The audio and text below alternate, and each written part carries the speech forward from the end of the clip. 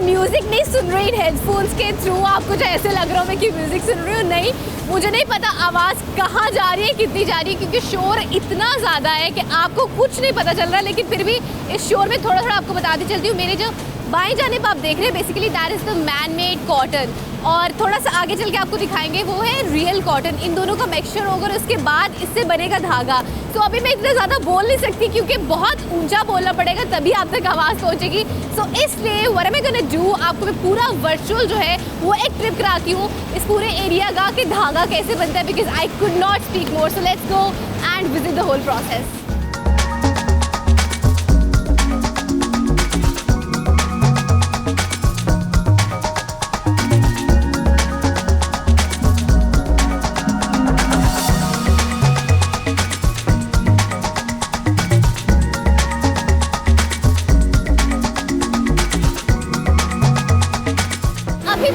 दिखाया कि दो कॉटन किस तरह से मिलके स्ट्रिंग्स बनते हैं मोटे मोटे, और वो स्ट्रिंग्स किस तरह से धागे में कन्वर्ट होते हैं। आप यहाँ पे देख सकते हैं this is kind of something which is really fascinating, क्योंकि हमने हमेशा से अभी तक जो है वो छोटी नलकियाँ देखी हुई है, लेकिन इस तरह से और इतनी मेहनत से काम हो रहा होता है आपको इसका बिल्कुल अंदाज़ा नहीं है। सो बेसिकली ये वो चीज़ है जहाँ पे धागा बन रहा है, and I am getting very much excited to see, क्योंकि मैं पहली बार इस तरह की जगह पे विजिट करी हूँ।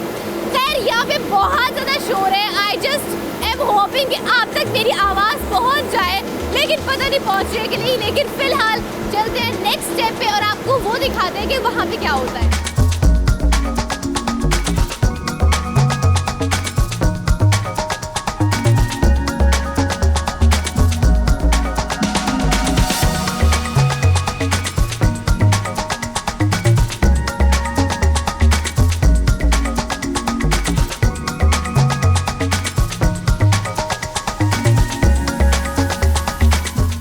स्पिनिंग का प्रोसेस तो हमने आपको दिखा दिया कि किस तरह से बेसिकली कॉटन से जो कपड़ा है उसके बनने तक का प्रोसेस के बीच में जो धागे का प्रोसेस आता है वो किस तरह से बनता है, वो तो हमने दिखा दिया आपको स्पिनिंग के सेक्शन में। अभी चलते हैं अगले सेक्शन में और वहाँ पे देखते हैं कि वो जो धागा जो हमने पीछे बनते देखा था आगे वो कपड़े में किस तरह से चेंज होता है। चलते हैं और वो आपको दिखाते हैं।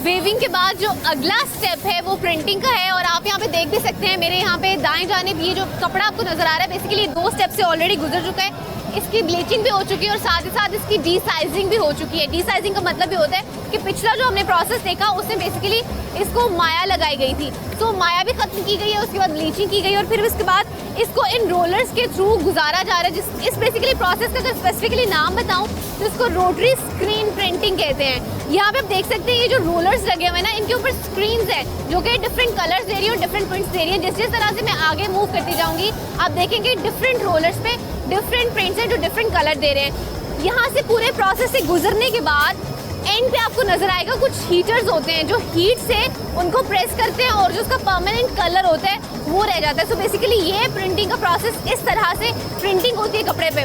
सो अभी चलेंगे आगे और आपको दिखाएंगे अगला स्टेप।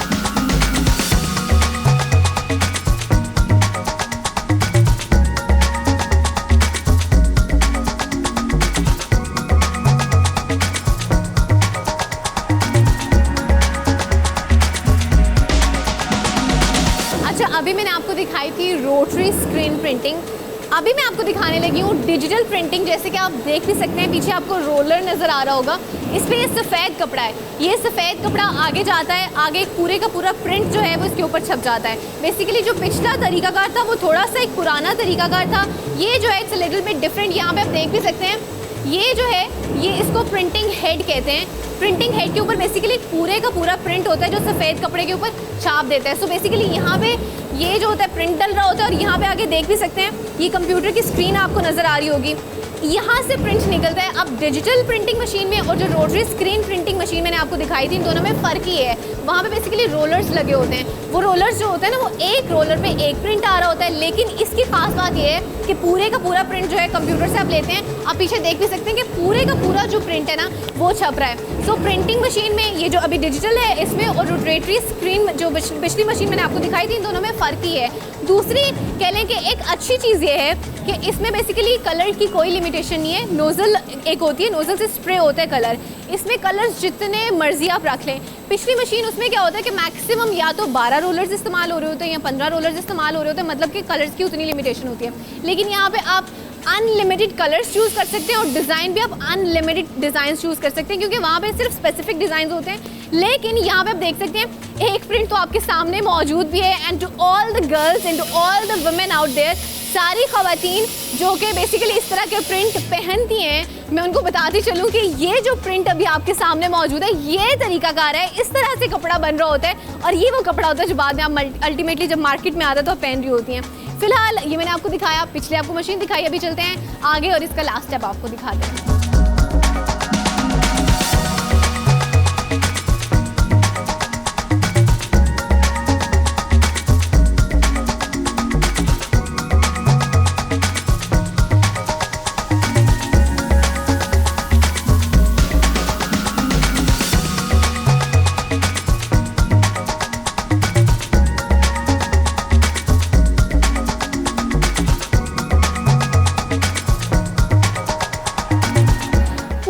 फैक्ट्री विजिट करने के बाद I have reached this point जहाँ पे पैकेजिंग बेसिकली हो रही होती है। ये जो पूरा सेक्शन आपको नज़र आ रहा है ये पैकेजिंग का सेक्शन है, और मेरे पीछे भी इनफैक्ट आप देख सकते हैं लोग काम कर रहे हैं। मेरे दाएं जानिब आपको और बाएं जानिब भी इनफैक्ट नज़र आ रहा होगा बहुत सारे बॉक्सेस जो हैं वो पैक्ड हुए पड़े हुए हैं।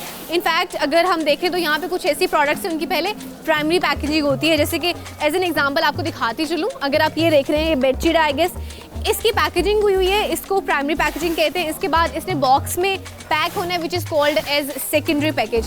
सो इसको कह लेंगे पूरे प्रोसेस को ये पैकेजिंग में आ जाता है, और ये एक फैक्ट्री की कह लेंगे लास्ट स्टेप होता है, और यहाँ से it's ready to get out of this whole thing.